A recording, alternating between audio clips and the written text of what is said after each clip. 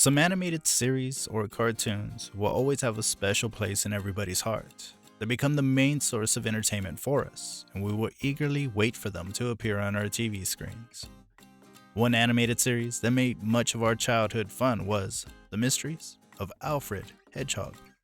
It was a fun yet informative investigative animation series that made children think about the possible circumstances in every episode. The Mysteries of Alfred Hedgehog on the Kubo channel is one of our all-time favorites. Two 15-minute episodes make up each 30-minute broadcast. After discovering a mystery in the natural world, Alfred and his pals Milo the skunk and Camille the wallaby proceed to solve it by looking for hints, researching, and coming up with solutions.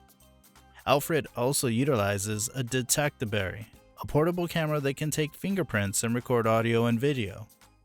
As the mystery is cleared up, viewers are explained. The riddles frequently contain aspects of nature, which is one of the reasons this show appeals to me.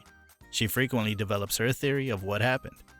Later, when more information is revealed and the story develops, she updates her initial hypothesis. She feels so accomplished when she solves a problem on her own. The puzzles she cannot handle, such as the ball lighting, serve as learning opportunities. Camille, the female lead, is a brilliant, curious, well-read person with a fertile imagination. I also value it when they surprise me and teach me something. Let us see an episode. First is the episode named The Mystery of Snow. Alfred and his friends Milo and Camille are headed towards Snow Mountain. They're going with Mr. Thomas, the school principal. But there is a problem. The mountain is full of ice rows.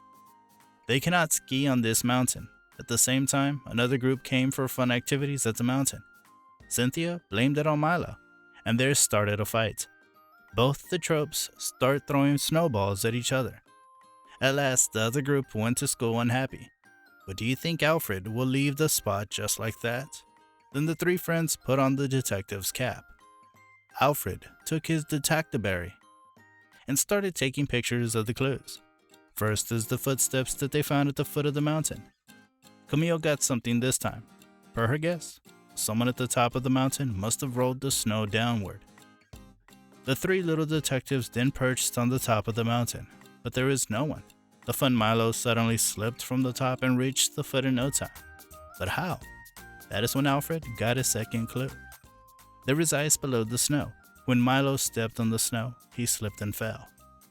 Again, they went to the top of the mountain looking for more clues. That's when the third clue came on its own. The wind took Camille's ski with it. Alfred took its picture. Hooray! They got all the clues and headed to their laboratory. The three smart bees went through their clues and finally found the reason for those snow rows on the mountain. The next morning, everyone came to the spot. Alfred explained their findings. The reason for the snow rows is the wind. The wind rose the slippery snow layer on the icy layer and down to the mountains. Yes, everyone is relieved. None of them is the reason for this. Then Cynthia and Milo took their boards and slides from the top. Milo became the winner. Everyone cheers for the winner, and that's a happy ending. How was this episode? It started with a boring incident and then ended all well. We will now see another episode that will trigger your interest in Alfred and his friends. The episode, The Case of the Invisible Visitor, starts with Alfred, Milo, and Camille go to the birthday party of their friend Cynthia. Cynthia was not a warm guest to these three, but she seemed quite popular among the other children. Camille was not interested in sticking around for the party for more than 30 minutes, and Milo was only eager for the food served. He was enjoying his food when suddenly the food he was trying to eat was taken away from him by someone mysterious. First his cupcake was gone, then the lettuce from the sandwich he was going to eat. Milo was totally confused and proceeded to drink some juice when that was also snatched away from him. The continuous occurrence of mystery scared him. The table where the party food was presented was also turned over, which spoiled everything. The birthday girl, Cynthia, thought it was Milo's mistake that disturbed her smooth-going birthday party. Even though Milo tried to prove his innocence and published the news of a mysterious visitor, she didn't seem convinced. When she asked him to leave, his friends came to the rescue. Alfred said he trusts his friend, and if he says there is a mysterious visitor, there ought to be someone mysterious among them. They started to look for clues even though Camille was a little doubtful about the fact that she found the situation odd and impossible. After a thorough check in the room, they picked out their first clue, the fruit punch trail on the carpet. It seemed to them as if something was being dragged. They, for a moment, saw the mystery man on Milo, but Cynthia was so mad as her birthday was ruined. The three began to look for more clues to prove Milo's innocence. Then they found that their suspect was climbing the tree, which was collected as their second clue. They found some movements among the branches too. The third clue was the turning point and the most vital of all. They got the dead skin of the mysterious creature, which Alfred doubted to be of some reptiles. With all these clues collected, the three of them went to their lab for proper research. They tried to connect the dots with the available clue. The zigzag trail of fruit punch gives the idea that the creature is a reptile that crawls, or he crawls something behind them. Maybe his body part like the tail. The second clue helped them understand the mysterious guy's ability to climb up the tree and down so quickly. They concluded that the mysterious creature might not technically be invisible, as they were interpreting. Then they take a closer look at the third and last clue, the dead skin. With all their resources and knowledge, they find the mystery guy and conclude the case.